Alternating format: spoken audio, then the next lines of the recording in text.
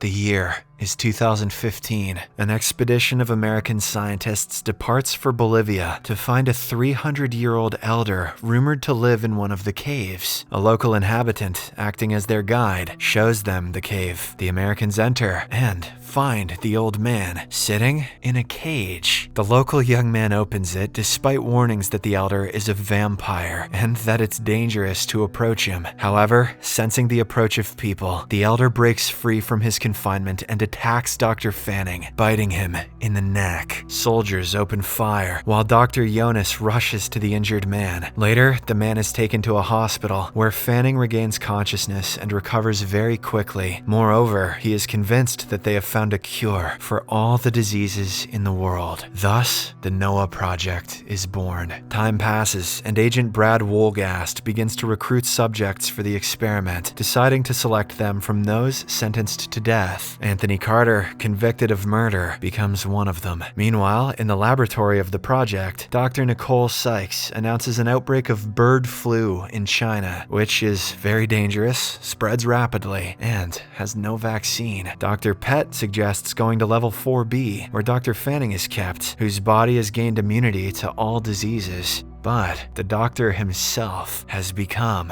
a vampire. Dr. Pett's team develops a vaccine using Fanning's blood, conducting tests on the prisoners. Shona is one of the subjects. The girl was infected with many terrible diseases, but her body coped with everything because she is the youngest. But to confirm the theory, Pett needs to test the vaccine's effect on a child. He is sure that there will be no side effects on children, and their bodies will gain almost immortality. Nicole asks Agent Clark to find a child that no one will worry about. At the same time, Amy's mother dies from an overdose of illegal substances, and the girl is sent to foster care. Everything happens over the weekend, so no documents are drawn up for Amy, leaving this until Monday, which the agents of the Noah Project take advantage of. They come for the girl, but sensing something is wrong, she runs away. The agents have to grab the child in front of bystanders, raising questions. Brad apologizes to Amy, gradually gaining her trust. He tries to negotiate with Clark to cancel the operation, but he orders to deliver the child at any cost. For the first time, Brad begins to question the ethics of his work. At this time, Jonas goes down to Fanning and plays his favorite song, hoping to awaken his consciousness. Janitor Gray suddenly says he sees Fanning in his dreams, and he's not the only one. It's feeding time, and the prisoners eagerly drink the blood that's served to them. On the road, Amy notices a sign for an amusement park. Against orders, Brad stops and takes the child to relax. Amy sees a toy unicorn at a shooting range, and Brad shows her how to shoot. Amy wins the prize. During this time, Brad receives a call from his ex-wife. It's been 3 years since the death of their child. She wants to move on and asks him to consider coming back, but he's not ready. After the call, he attacks his partner and suggests a new route to Amy. This act causes a stir among the leadership of the Noah Project. Clark is ordered to find and neutralize Brad and bring Amy to the center. Meanwhile, in the laboratory, Carter is prepared for his first examination. A doctor enters, introducing himself as Fanning. Carter notices blood on his lips, and Fanning tells him that changes will soon occur. Carter jumps up in fear, only to realize that it was a dream. Brad stops at a cafe and hears a TV announcement about the search for a girl's kidnapper. He calls his wife, who suddenly addresses him by a different name and starts giving him medical advice. He realizes that Noah agents are already at her house. Brad suggests Amy surrender. If they do so, Amy will be shown on TV, and the Noah Project will have to abandon their plan. The agent approaches a police car. They are taken to a station, but there, Brad hears the duty officer report to the sheriff about a call from the Ministry of Defense and realizes their plan has failed. Amy retrieves a key to the handcuffs and frees Brad when Clark's team arrives at the station. The sheriff is first to die. Brad takes his weapon, shoots, and kills several soldiers. Suddenly, he finds himself face to face with Clark. The friends aim at each other, but neither can fire. Clark demands the girl be handed over, and Brad responds by shooting at a fire extinguisher. Using the confusion among Clark and his men to their advantage, the pair hijacks a police car and escapes, but Brad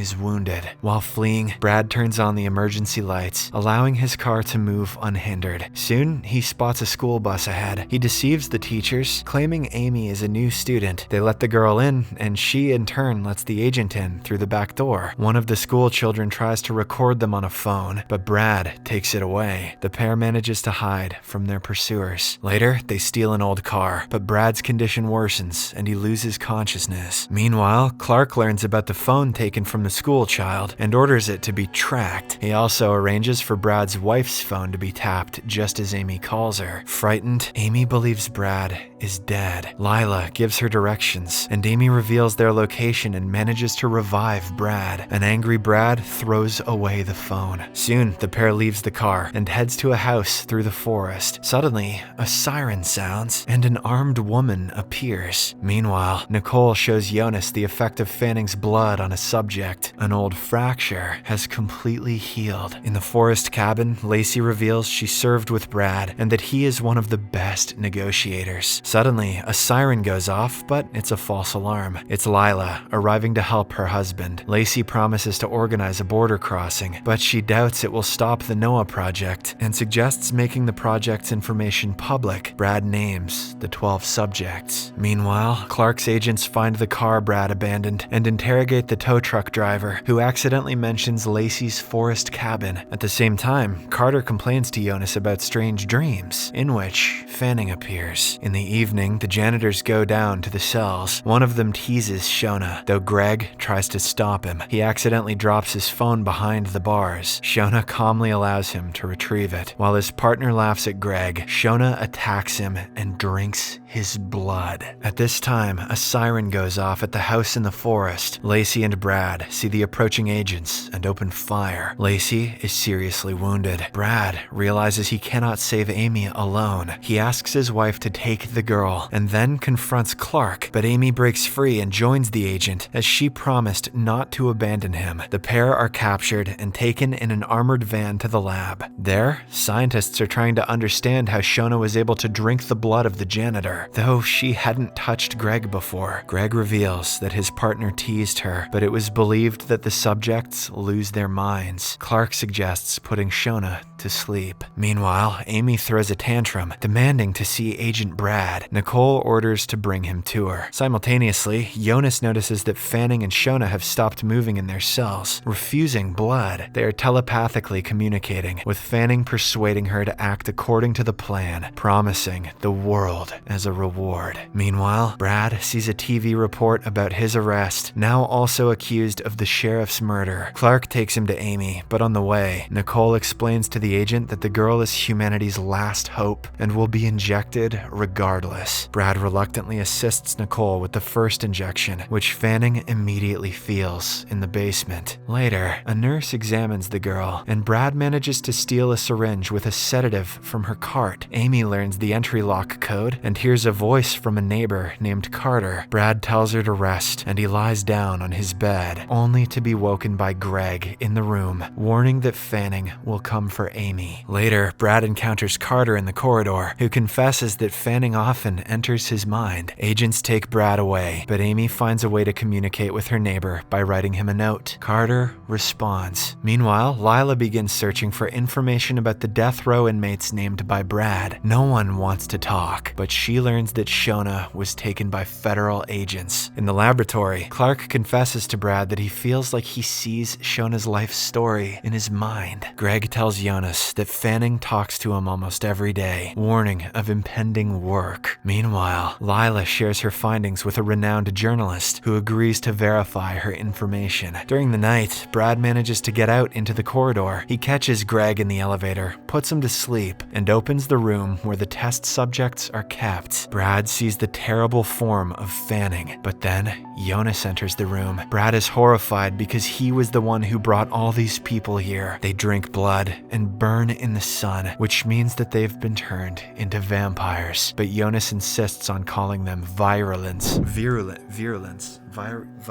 virulence. Jonas should just stick with what works. He's convinced that Fanning intends to break free. Meanwhile, the time comes to execute Shona. Clark orders gas to be released into her room and sees in his mind that her stepfather had been stealing the money she earned for her education and had been forcing her into intimacy from an early age. When Shona discovered that her mother knew all along, she killed both of them. Feeling the full horror the girl experienced, Clark cancels the execution. The next morning, Carter wakes up with a sunburn, realizing his transformation has begun. Amy senses his condition and fears the same thing will happen to her. At this time, Jonas is tracking the brain activity of the virulence. It turns out that Fanning's brain is functioning much more powerfully than the others. Brad is granted permission for walks, as the girl needs to get out. Meanwhile, Shona enters Clark's mind, warning him that one of the soldiers is starting to go insane. Clark is immediately informed about issues with a sergeant. He finds the sergeant at the cell of a serial killer, with the sergeant vividly describing all of his crimes. It appears a telepathic connection is formed between them, similar to the one between Clark and Shona. At this time, Brad and Amy are building a treehouse, using it to gather information about the layout of the complex. Clark deceives Nicole by telling her that the ministry canceled Shona's execution. Carter begins losing his teeth, which is the first sign of his transformation. Later, Amy asks a guard for binoculars, and the guard lets the child play with them, not suspecting that the girl is plotting an escape route. Meanwhile, the journalist releases an investigation into the disappearance of death row inmates. Nicole calls the ministry and learns about Clark's deception. Amy sees a sergeant with a rifle on the roof, firing at the guards. Carter is taken to the lab in an attempt to save him, while the sergeant demands a helicopter be provided to him. Clark sees Brad and Amy, and while his men provide cover, orders the pair to run. Amy astonishes the agents with her speed. The sergeant detonates the power station, cutting off power to the laboratory. Brad offers to conduct negotiations. Carter's condition worsens, and he once again sees Fanning. Brad goes up to the roof to talk with the sergeant. The sergeant admits that he has secured himself by sending a sample of Fanning's blood to someone who will create a scandal. Meanwhile, Lila and Lacey learn of the journalist's death and realize they won't be able to prove anything. Telepathically, Shona reaches out to Amy, encouraging her not to fear Fanning and showing her true face. Amy declares that she will not become like that. At this time, Brad admits to the sergeant that he has seen the virulence and knows who they are. Fanning enters his mind as well, indicating that time is running out. The sergeant starts talking about Clark's connection with Shona, but Clark appears and kills him. Carter regains consciousness and confirms that Fanning is controlling them. At this moment, he relives the death of his lover, for which he was wrongfully accused. Fanning offers him to become part of his family and rise to the top of the food chain. Then he lunges at a nurse and bites her. Jonas is pulled out, but his face is covered in blood, and it's unknown whose it is. The next day, the Deputy Minister of Defense, Gilder, arrives at the research center. Brad discovers that the cooks don't lock the back door of the dining room and plans to use this for their escape. At this time, Gilder orders the girl to be brought to him. Later, Nicole reports to Gilder about the telepathic connection between the subjects and demands that they be destroyed and the experiments ended. However, the Minister of Defense declares that the virulence are now needed as weapons. Unexpectedly, Dr. Pett shares his new ideas, and Gilder hands over the leadership of the project to him. At this time, Brad discovers that Amy can read his thoughts, but then Clark takes the girl away. Later, Greg locks Jonas in a separate cell and advises him not to look at Fanning. Meanwhile, Gilder has a conversation with Amy, during which Nicole arrives. Unexpectedly, the girl declares him bad. He becomes wary, wondering if Amy can read minds. But Nicole takes the child away and later removes her chip from the system, offering help with an escape. Suddenly, Brad finds himself in a telepathic simulation created by Cooper for himself. Cooper warns that Gilder has decided to turn Amy into a a weapon against the violence. Now, Amy will be the savior, and his task is to prepare her for this. Nicole hides Brad and Amy in a refrigerator while she acquires a key for them. Simultaneously, Dr. Pett starts an experiment on the serial killer Winston. Believing he has established a connection, he finds himself in Winston's telepathic simulation. Winston demonstrates his abilities, seemingly obeying the scientist. Pett decides to demonstrate this to Gilder, but Winston refuses to establish a connection. Meanwhile, Clark discovers Brad and Amy's disappearance, but Shona appears and reveals that they are hidden in the blood refrigerator. Just at that moment, a guard finds them, but Brad neutralizes them and the pair escapes. A frustrated Pett goes to Winston, who responds immediately, not waiting for the telepathic connection to be established, and proving that he is in control. The killer frees himself. Suddenly, the doctor sees his body under Winston's mental command, turning off the lights and opening the cell door. The next moment, the vampire catches up with Pett, drinks his blood, and enters the main corridor, where Brad and Amy happen to be. The monster lunges at the agent, and just as he is about to bite him, Amy screams so powerfully that she throws the vampire several meters away from the agent. Friends, if you're curious to see where the story's headed next, click on the link in front of you.